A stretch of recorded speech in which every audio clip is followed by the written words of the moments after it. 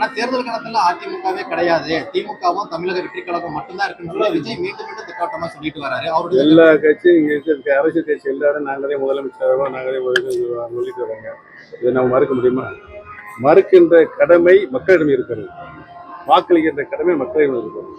Sir, இந்த தேர்தல்ல யார் யாருக்கு தான் நேரடி போட்டின்னு நினைக்கிறீங்க? இந்த தேர்தல்ல யார் யாருக்கு தான் நேரடி போட்டின்னு நினைக்கிறீங்க? ஜோசியக்காரன் விஜயோட பேச்சு மிஸ்டர் மோடி அங்கிள் முதலமைச்சர் அதெல்லாம் ஒரு அரசியல் கட்சி இயக்கத்தை நிறைவேற்றுவதற்கு தலைமை பொறுப்பில் இருந்து வந்தவர்கள் அரசியல் நாகரிகம் கருதி அனைவரையும் ஒரு சேர கருத்தாக பேச வேண்டும்.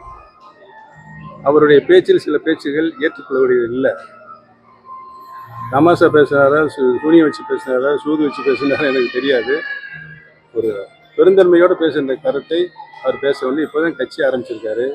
அவருடைய கருத்துக்கள் மக்களை ஈர்க்கின்ற கருத்தையாகும். ஆனால் இந்த மாநாட்டில் அவர் பேசிய கருத்துக்கள் அரசியல் ரீதியான ஈர்க்கின்ற கருத்தாக இல்லை என்பதுதான் என்னுடைய கருத்து.